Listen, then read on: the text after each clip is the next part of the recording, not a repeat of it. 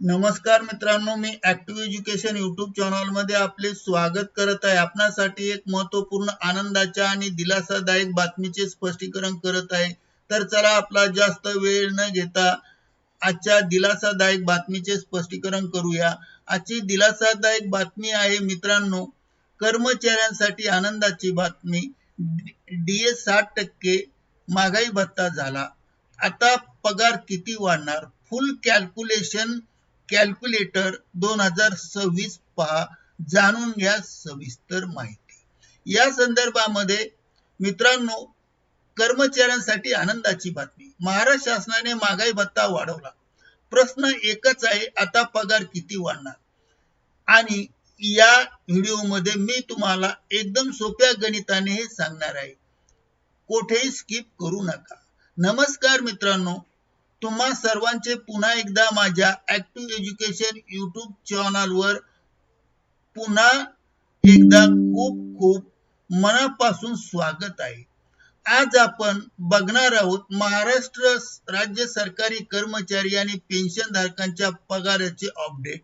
या संदर्भामध्ये ब्रेकिंग न्यूजचे स्पष्टीकरण करूया। महाराष्ट्र शासनाने 7व्या वेतन आयोगानुसार महागाई भत्ता 2% वाढवला आहे। त्यामुळे आता डीए 58% वरून 60% झाला आहे। ही वाढ 1 जानेवारी 2026 पासून लागू करण्यात आली आहे। म्हणजेच थकबाकी पण मिळणार आहे। आता सर्वात महत्त्वाचा मुद्दा आहे की तुमचा पगार किती वाढणार। लक्षात ठेवा, 2% ही वाढ बेसिक मध्ये पगारावर झाली आहे, पूर्ण पगारावर नाही।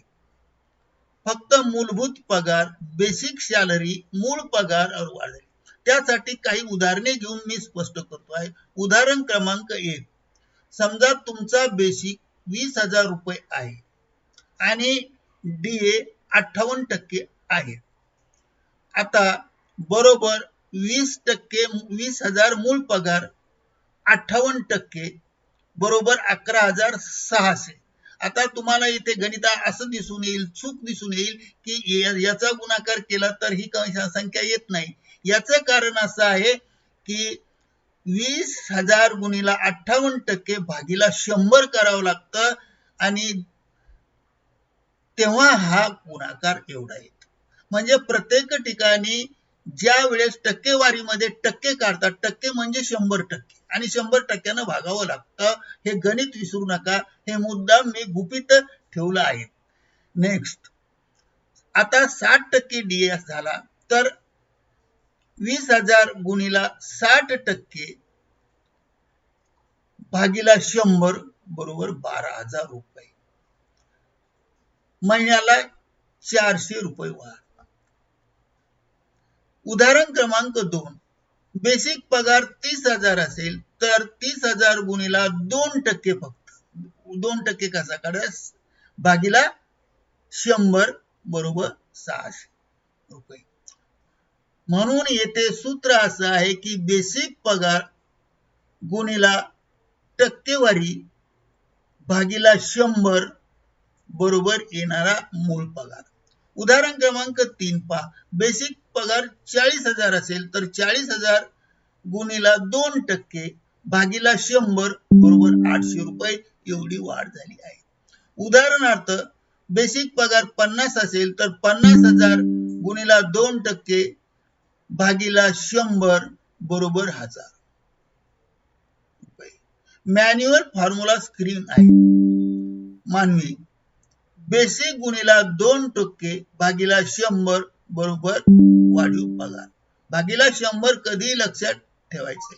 म्हणून सोपं सूत्र आहे, तुमचा बेसिक जितका जास्त तितका पगार जास्त।